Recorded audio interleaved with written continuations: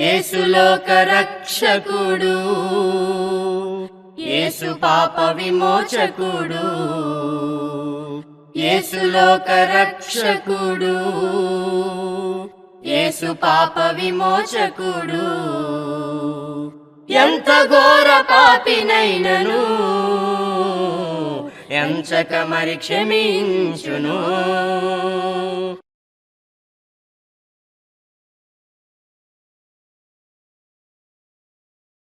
ప్రభునందు ప్రియమైనటువంటి ప్రియ సోదరి సహోదరులకు క్రీస్తు యేసు నామములో నా వందనములు తెలియజేస్తూ ఉన్నాను. దేవుని యొక్క మహాదయను బట్టి, కృపను బట్టి ఈ టీవీ కార్యక్రమాలు అనగా ఆత్మీయ జీవితం అనేటువంటి ఈ కార్యక్రమాల ద్వారా మీతో మాట్లాడడానికి దేవుడు నాకు అనుగ్రహిస్తున్నటువంటి మంచి సమయాన్ని బట్టి దేవునికి నేను కృతజ్ఞతలు, స్తోత్రాలు చెల్లిస్తూ ఉన్నాను. ప్రభునందు ప్రియమైనటువంటి వాళ్ళారా, ఈ ప్రత్యేక సమయంలో దేవుని యొక్క వాక్యము నుండి కొన్ని విషయాలు మనము నేర్చుకుందాం. మందిరము అనేటువంటి మాటను గురించి ఆలోచన చేద్దాం. మందిరం అనే మాటను ఆలోచిస్తే భౌతికంగా చర్చ్ బిల్డింగ్ అనేటువంటి ఆలోచన కలిగి ఉంటారు. అయితే పరిశుద్ధ గ్రంథము 3 నిబంధనలు కలిగి ఉన్నది. పితరుల యుగము, మోషే లేదా ధర్మశాస్త్ర యుగము, క్రైస్తవ యుగము. దేవుణ్ణి ఘనపరచుటకు ఈ మందిరాలని వారు ఉపయోగించినటువంటి విధానం మనం చూస్తాం. పితరుల యుగంలో ఒక ప్రత్యేకమైన స్థలము కానీ మందిరము కానీ లేదు. పర్వతాల మీదకి వెళ్ళి వాళ్ళు బలిపీఠము కట్టి దేవుని ఆరాధించినటువంటి లేదా దేవునికి బలుర్పించినటువంటి లేదా దేవునికి ప్రార్థించినటువంటి సందర్భాలు గ్రంథంలో మనం చూస్తాం. మరి మోషే లేదా ధర్మశాస్త్ర యుగాన్ని మనం ఆలోచన చేస్తున్నప్పుడు వారికి ఒక ప్రత్యేకమైనటువంటి స్థలం అనేటువంటిది, ఒక ప్రత్యేకమైనటువంటి మందిరం అనేటువంటిది కనపడుతుంది. జ్ఞాని అయినటువంటి సొలొమోను ద్వారా తన తండ్రి అయిన దావీదుకి దేవుడు చేసినటువంటి వాగ్దాన ప్రకారంగా దేవుని కొరకు ఆయన ఒక మందిరం కట్టినట్లుగా మనం చూస్తాం. వాస్తవంగా మందిరం ఎంతో భౌతికంగా చేస్తే ఎంతో విలువైనటువంటిదిగానే ఏర్పాటు చేశారు. అయినప్పటికీ కూడా సొలొమోను కూడా తెలుసు దేవుడు అంటే ఎలా ఉంటాడో, దేవుడి యొక్క నివాసం ఏంటో, దేవుడు ఎక్కడ నివసిస్తాడో సంగతులు ఎరిగిన వాడికి ఉన్నాడు. కనుక ఆయన ఆ మందిరం కట్టి ఆయన చేసినటువంటి ప్రార్థనా జీవితాలను గమనించినట్లయితే చాలా ప్రాముఖ్యమైన సంగతులు మనకు నేర్పబడుతూ ఉన్నాయి. అపోస్తుల కార్యములు 7వ అధ్యాయము 47-50 వచ్చిన భాగాల్ని మనం గమనించినట్లయితే, అయితే సొలొమోను ఆయన కొరకు మందిరము కట్టించును, అయినను ఆకాశము నా సింహాసనము, భూమి నా పాదపీఠము, మీరు నా కొరకు ఎలాంటి మందిరము కట్టుదురు. సొలొమోను ద్వారానే ఈ మాట వ్రాయబడింది. ఆయన ప్రార్థన చేస్తున్న సంగతిని ఇక్కడ మనకి అపోస్తల కార్యంలో గుర్తు చేస్తున్నారు. ఆకాశము నా సింహాసనము, భూమి నా పాదపీఠము, మీరు నా కొరకు ఎలాంటి మందిరము కడతారు. అంటే భౌతికపరమైనటువంటి మందిరము దేవుడు నివసించడానికి కాదు అనేటువంటి సత్యాన్ని మనం గుర్తించాలా. ఆయన అంటున్నాడు ఇక్కడ, ఆకాశము నా సింహాసనము, భూమి నా పాదపీఠము, మీరు నా కొరకు ఎలాంటి మందిరము, ఎంత మందిరం కడతారు, నా విశ్రాంతి స్థలం ఏది, ఇవన్నీ నా హస్తకృతములు కావా అని ప్రభువు చెప్పుచున్నాడు అని ప్రవక్త పలికిన ప్రకారము సర్వోన్నతుడు హస్తకృత ఆలయములలో నివసించడు. నువ్వు భౌతికపరమైనటువంటి మందిరాలు ఎంత విలువైనటువంటివిగా కట్టినప్పటికీ కూడా వాటిలో నివసించడనేటువంటి విషయాన్ని కట్టించినటువంటి సొలొమోనుకే అర్థమయ్యింది. కనుక మందిరం అనేటువంటిది మనం ఆలోచన చేయాలి. మందిరం అంటే ఏంటి, మందిరం యొక్క ఉద్దేశం ఏంటి, దేని కొరకు మందిరం. మనం ఈనాడు ప్రార్థన మందిరాలు కడుతుంటాం. ఈ మందిరాల్ని మనం అద్భుతంగా ఆలోచన చేస్తున్నామేమో. అలా వాస్తవంగా ప్రారంభంలోనే ఒక ప్రత్యేకమైనటువంటి జనాంగానికే దావీదు ద్వారా దేవుడు చేసినటువంటి వాగ్దాన ప్రకారంగా తన కుమారుని సొలొమోను దేవుని కొరకు ఒక మందిరం కడితే ఆ మందిరము దేవునికి నివాసయోగ్యంగా ఉందా అంటే ఏమీ కనపట్టలేదు అక్కడ. కనుక మందిరం యొక్క ఉద్దేశం ఏమిటి, దేని కొరకు మందిరం అనేటువంటిది? యేసు ప్రభువు వారు భూమి మీదకి మానవుడిగా వచ్చినటువంటి దినములలో ఒక సందర్భంలో ఆయన మాట్లాడారు మందిరం ఎందుకొరకో. మార్కు సువార్త 11వ అధ్యాయము 17వ వచన భాగంలో యెరూషలేము దేవాలయానికి ఆయన వెళ్ళాడు.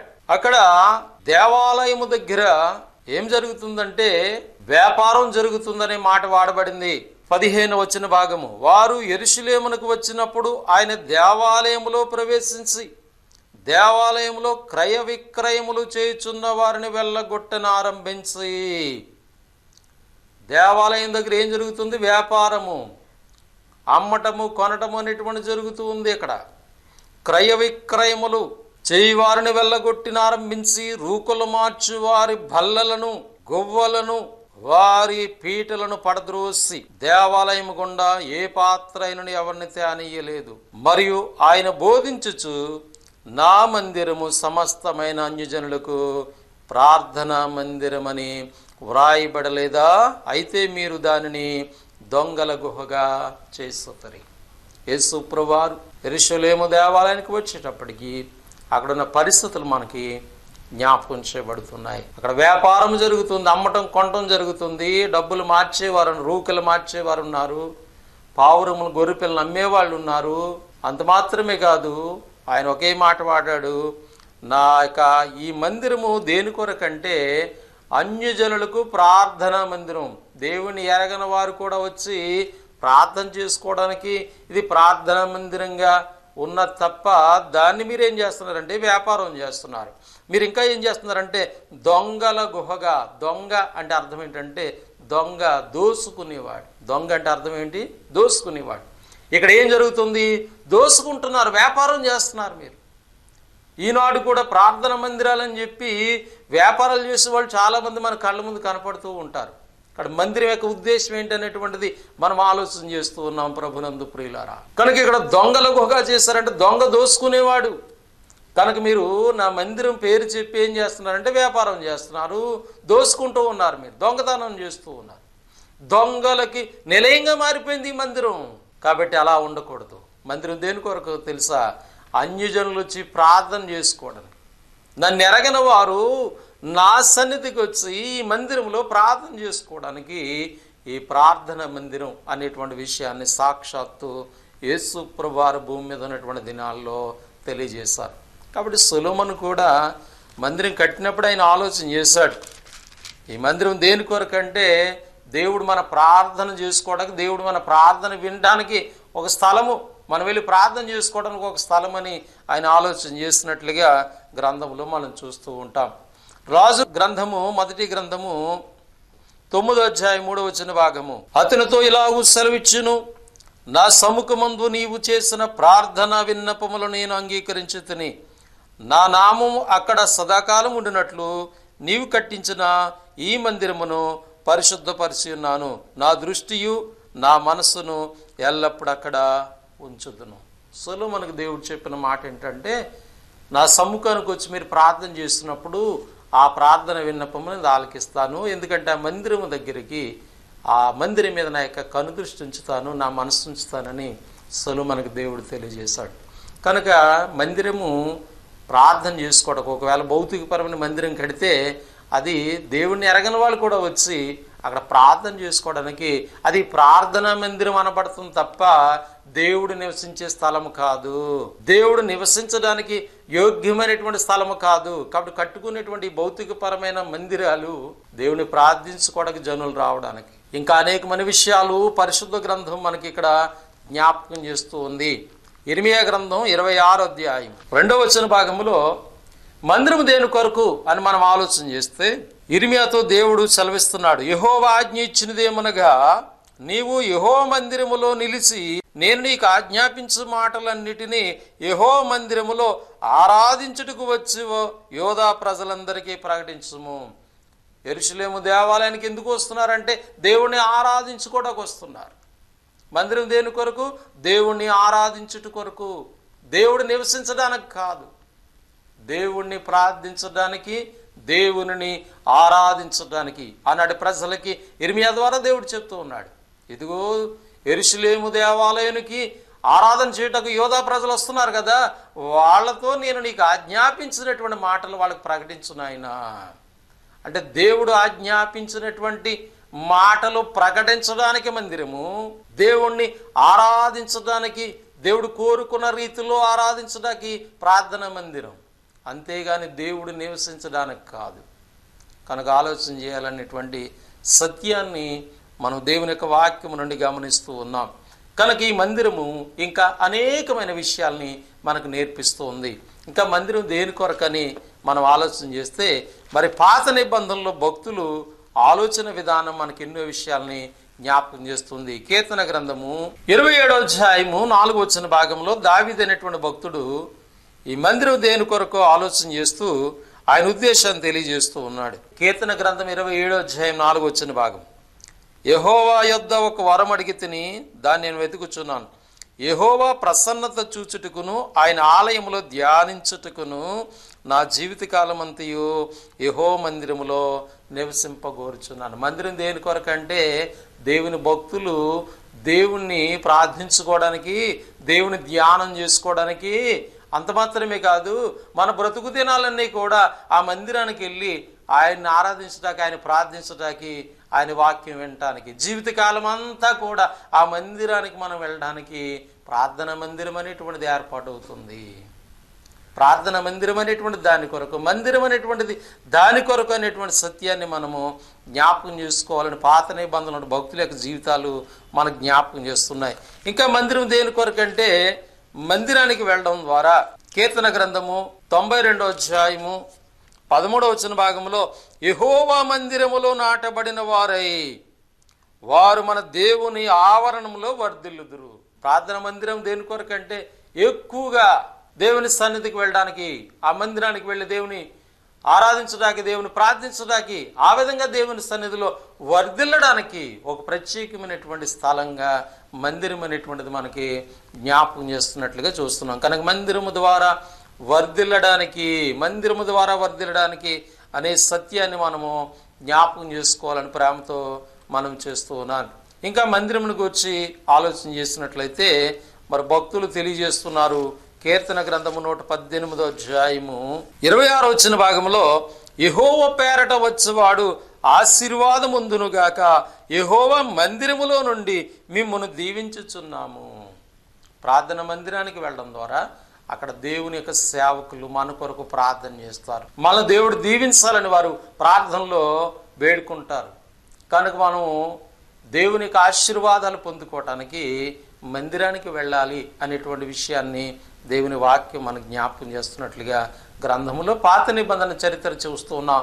మందిరం దాని కొరకు దేవునికి ఆశీర్వాదాలు పొందుకోవడానికి, మందిరములోండి ఆ యొక్క దైవజనులు మనల్ని ఆశీర్వదించడానికి మందిరం అనేటువంటిది అక్కడ మనకు జ్ఞాపకం చేస్తున్నట్లుగా వాక్య భాగాల నుంచి మనము గమనిస్తున్నాం. అంత మాత్రమే కాదు, ఇంకా మందిరం యొక్క ఉద్దేశాన్ని మనం గమనించినట్లయితే మరి దేవుని యొక్క మాటలు మనం వినడానికి, దేవుని మాటలు మనం నేర్చుకోవడానికి మందిరం అవసరం అనేటువంటి సత్యాన్ని, దేవుని మాటలు మనం వినడానికి, దేవుని వాక్యం మనం నేర్చుకోవడానికి మందిరం అవసరం అనేటువంటి సత్యాన్ని మనం గుర్తించాలి.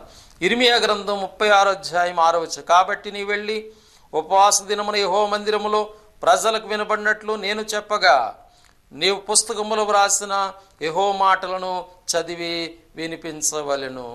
దేవుడు ఆయన వ్రాసి అందించినటువంటి పాత నిబంధనలో ధర్మశాస్త్ర గ్రంథం, క్రొత్త నిబంధనలో నూతన నిబంధన చట్టం, ఈ క్రొత్త నిబంధనలో ఉన్న సంగతుల్ని సంఘానికి వచ్చే వాళ్ళకి బోధించడానికి, పాత నిబంధనలో ఆనాటి ప్రజలకు దేవుడు అందించినటువంటి ఆ మాటలు తెలియజేయడానికి, అంటే దేవుని వాక్యం వినడానికి, దేవుని వాక్యం వినిపించడానికి మందిరం అనేటువంటిది అవసరమైనటువంటి విషయాన్ని అక్కడ పాత నిబంధనలో భక్తుల యొక్క జీవితాలు మనకి జ్ఞాపకం చేస్తున్నాయి. ప్రవక్త ఇర్మియా 8వ వచనం, ఇర్మియా 36:8 మరొక మాటను మనం చదువుతున్నాం. ప్రవక్త ఇర్మియా తనకు ఆజ్ఞ ఇచ్చినట్లు నెరియా కుమారుడైన బరూకును గ్రంథము చేత పట్టుకుని యెహోవా మాటలన్నిటినీ యెహోవా మందిరంలో చదివి వినిపించరి. కాబట్టి మందిరంలో దేవుని మాటలు చదివి వినిపించడానికి, దేవుని మాటలు వినడానికి మందిరం అవసరమైనటువంటి సత్యాన్ని మనము గుర్తించాలని దేవుని యొక్క లేఖనములను జ్ఞాపకం చేస్తున్నాయి.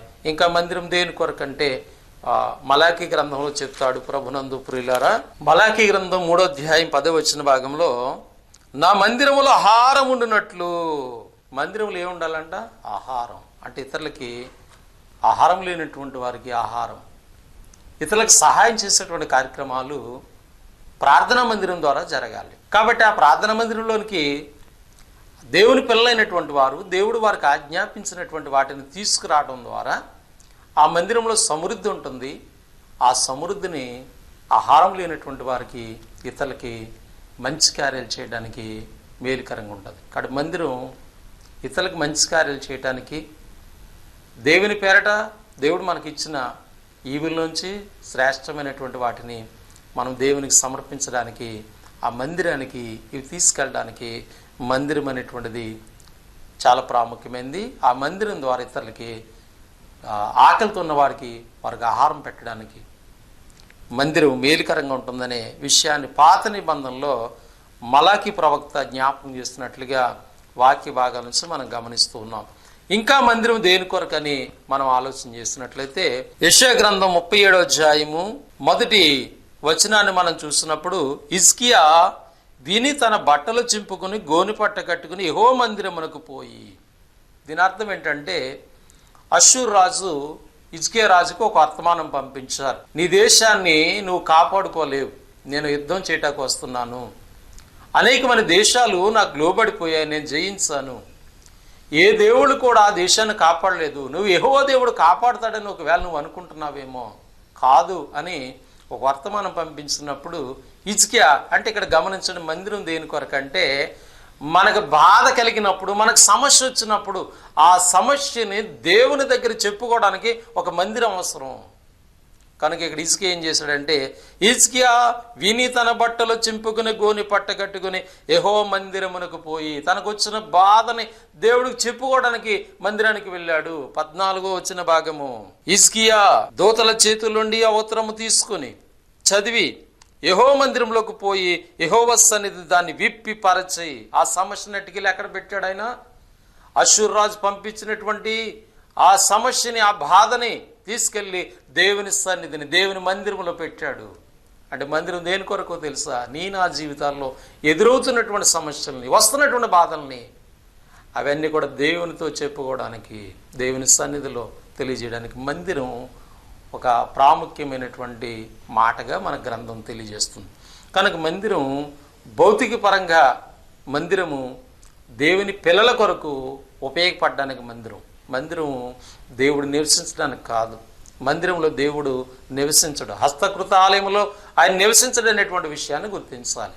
మనం దేవుణ్ణి ప్రశాంతంగా ప్రార్థన చేసుకోవడానికి, దేవుణ్ణి ఆరాధించుకోవడానికి, దేవునికి మాటలు వినడానికి, దేవుని మాటలు నేర్చుకోవడానికి, మందిరం ద్వారా ఇతరులకు మేలుకరమైన కార్యాలు చేయడానికి, మనకు వచ్చినటువంటి బాధల్ని, కష్టాలని తెలియజెప్పుకోవడానికి మందిరం అవసరం. ఇంకా మందిరం దేని కొరకంటే, ప్రార్థన మందిరానికి ఎందుకు వెళ్తామంటే దేవుని పట్ల భయభక్తులు నేర్చుకుంటాం. అక్కడికి వెళ్ళినప్పుడు దైవజనుల ద్వారా దేవుని పట్ల ఎట్లా భయభక్తులు కలిగి ఉండాలనేటువంటిది నేర్పిస్తారు. సంఘానికి వెళ్ళడం, దేవుని యందు భయభక్తులు నేర్చుకోవడానికి అనే విషయాన్ని మనం గుర్తించాలి. కీర్తన గ్రంథము 5వ అధ్యాయం 7వ వచనం, నేనైతే నీ కృపాక్షేమను బట్టి నీ మందిరంలో ప్రవేశించదును, నీ ఎడల భయభక్తులు కలిగి. అక్కడికి ఎందుకు వస్తానంటే, నీ ఎడల భయభక్తులు నేర్చుకోవడానికి నీ మందిరానికి నేను వస్తున్నాను దేవా అంటున్నాడు. కనుక ప్రభునందు ప్రియులారా, ఇక్కడ మందిరం అనేటువంటిది భౌతిక పరంగా మనకు కనపడుతుంది. అయితే ఇది పాత నిబంధన సంబంధమైన విషయాలు. మరి క్రొత్త నిబంధన సంబంధమైన విషయాలు ఏంటంటే, మందిరము దేన్ని సూచిస్తుందంటే సంఘాన్ని చూపిస్తుంది. మందిరం అంటే అర్థం ఏంటి? క్రొత్త నిబంధనలో సంఘము, సంఘమే దేవుని యొక్క ఆలయము. క్రీస్తు ప్రభు ఈ లోకానికి వచ్చి సర్వమానవుల యొక్క పాపాల కొరకు ఆయన సిలువకు అప్పగించబడి చనిపోయి సమాధించబడి తిరిగి 3వ దినాలు లేచారు. ఆ లేచినటువంటి దాన్ని పరిశుద్ధ గ్రంథం ఏం చెప్పిందంటే, ఆయన ఒక సందర్భంలో మాట్లాడుతూ యోహాను సువార్త 2వ అధ్యాయం అంటాడు, ఈ దేవాలయమును పడగొట్టండి 3 దినాల్లో దాన్ని లేపుతానన్నాడు. వాళ్ళు ఆలోచించారు, ఇది 46 సంవత్సరాలు మేము కట్టాం ఈ మందిరము, నువ్వు 3 దినాల్లో లేపుతావు అన్నాడు. ఆయన భౌతికపరమైన మందిరం గురించి మాట్లాడలేదు, కానీ ఆత్మ సంబంధమైన మందిరం అదే సంఘము. కనుక 3 దినాల్లో లేచింది ఏంటంటే ప్రభువు లేచాడు. ఆ ప్రభువు లేచినప్పుడు సంఘం అనేటువంటిది మరి పెంతెకొస్తు పండుగ నాడు తిరిగి లేచిన తర్వాత ఆయన 40 దినాలు కనపడి పరలోకం వెళ్ళిపోయిన తర్వాత 50వ రోజున పెంతెకొస్తు పండుగ వచ్చినప్పుడు యెరూషలేములో పేతురు అపోస్తలులందరూ కలిసి సువార్తను ప్రకటించినప్పుడు 17 దేశాల నుంచి వచ్చినటువంటి వారు సువార్తను విని విశ్వసించి వారు 3000 మంది ప్రత్యేకింపబడ్డారు. వాళ్ళు బాప్తిస్మం పొందారు, వాళ్ళే సంఘము చేయబడ్డారు. క్రీస్తు ప్రభు యొక్క సంఘము, దేవుని యొక్క ఆలయము. కనుక మందిరం అంటే భౌతికపరమైన మందిరం కాదు, కానీ సంఘము అనేటువంటిది ఆత్మ సంబంధమైనటువంటిది అనే విషయాన్ని మనం గమనించాలని దేవుని యొక్క లేఖనాలు తెలియజేస్తున్నాయి. తిమోతికి రాసినటువంటి మొదటి పత్రిక 3వ అధ్యాయము 15వ వచన భాగములో ఈ సంగతి గమనిద్దాం. అయినను నేను ఆలస్యము చేసిన ఎడల దేవుని మందిరములో అనగా జీవంగల దేవుని సంఘములో, దేవుని మందిరం అనగా జీవంగల దేవుని సంఘము, అదే క్రీస్తు ప్రభు యొక్క సంఘము. ఆ సంఘము సత్యమునకు స్తంభమును ఆధారమునై ఉన్నదని దేవుని వాక్యం మనకి జ్ఞాపకం చేయబడుతుంది. కనుక మందిరము అనగా క్రొత్త నిబంధన ప్రకారంగా సంఘము అనేటువంటి విషయాన్ని గుర్తించాలి. ఇప్పుడు సంఘం దేని కొరకు? సంఘముగా కూడుకుని దేవుని ప్రార్థించడానికి, సంఘముగా కూడుకుని దేవుని ఆరాధించడానికి, సంఘముగా కూడుకుని దేవుని యొక్క బోధ వినడానికి, ఆ బోధ నేర్చుకోవడానికి, సంఘముగా కూడుకుని దేవుని యందు భయభక్తులు నేర్చుకున్నట్టుకు, సంఘముగా కూడుకుని మంచి కార్యాలు చేయడానికి, సంఘము ద్వారా సత్క్రియలు చేయడానికి సంఘము అనేటువంటి విషయాన్ని మనం గుర్తించాలి. అంటే మనకు వచ్చినటువంటి వ్యాధి బాధల్ని సంఘ కూడికల్లో ప్రార్థన ద్వారా దేవునికి తెలియజేయడానికి, అంటే మనకు ఏదైనా సమస్య వస్తే మనం ఎక్కడికి రావాలంటే సంఘము దగ్గరికి రావాలి, సంఘముగా కూడుకుని ప్రార్థించాలి. అంతేగాని సంఘానికి బయట మనం వేరే ఆలోచన చేయకూడదు. మనకు వచ్చిన బాధలను బట్టి, కష్టాలను బట్టి సంఘానికి బయటికి వెళ్ళకూడదు. మందిరం అనగా క్రొత్త నిబంధనలో సంఘము అనేటువంటి సత్యాన్ని మీరు గుర్తించాలని ప్రేమతో నేను జ్ఞాపకం చేస్తూ ఉన్నాను. పేతురు రాసినటువంటి మొదటి పత్రిక 2వ అధ్యాయము 5వ వచన భాగంలో గమనించినట్లయితే, యేసుక్రీస్తు ద్వారా దేవునికి అనుకూలములగు ఆత్మ సంబంధమైన బలులర్పించుటకు పరిశుద్ధ యాజకులుగా ఉండినట్లును మీరును సజీవమైన రాళ్ల వలె ఉండి ఆత్మ సంబంధమైన మందిరముగా కట్టబడుతున్నారు. సంఘం ఏమైన దేవునికి ఆత్మ సంబంధమైన మందిరం. సొలొమోను కట్టింది భౌతికపరమైన మందిరం, దేవుడు నివసించడు. కానీ సంఘము ఆత్మ సంబంధమైన మందిరం. నీ హృదయమే దేవునికి ఆలయము. రక్షణ పొందిన ప్రతి బిడ్డ యొక్క హృదయాల్లో దేవుడు నివాసం చేస్తాడు, తన ఆత్మను ఉంచాడు. కనుక ఎప్పుడైతే పరిశుద్ధులందరూ ఏ స్థలంలో అయితే కూడుకుంటున్నారో అక్కడ వారి మధ్య ప్రభు సంచారం ఉంటుంది, మనతో ఉంటున్నాడు.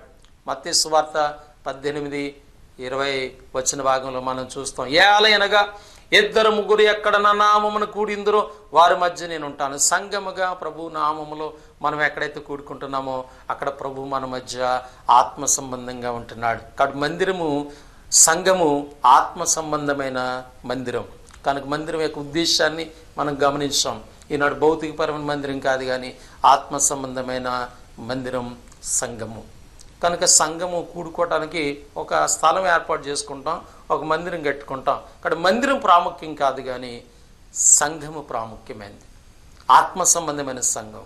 కనుక దేవుడు కోరుకున్నటువంటి ఆత్మ సంబంధమైన మందిరంగా, సంఘముగా మనం ఉంటూ దేవునికి ఇష్టమైన బిడ్డలుగా ఆత్మ సంబంధం బలులు అర్పిస్తూ మనం జీవించాలి.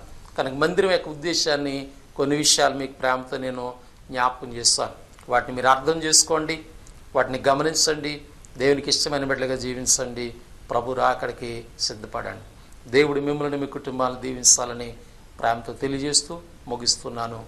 వందనములు. పరిశుద్ధుడైన మా తండ్రి, ప్రేమగల ప్రభు, మీకు కృతజ్ఞతలు, స్తోత్రములు చెల్లిస్తూ ఉన్నాము. చెప్పబడిన సంగతులు నిష్ప్రయోజనం కాకుండా మా అందరి జీవితాల్లో మేలుకరంగా ఉండేటట్టు సహాయం చేయండి. ప్రేమతో ఈ కార్యక్రమం ప్రోత్సహించిన మా స్థానిక సంఘాన్ని, సహకారుల్ని, ఆర్థికంగా ప్రోత్సహిస్తున్న బిడ్డలను దీవించండి. పరిచర్య కొరకు సహకరిస్తున్న టీవీ కార్యక్రమాల వారిని, ఛానల్ వారిని, సహకారాన్ని దీవించండి.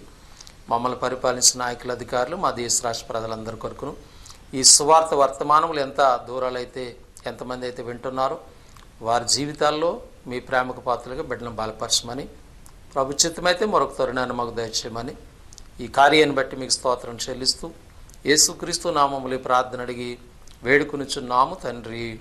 ఆమేన్. వందనములు.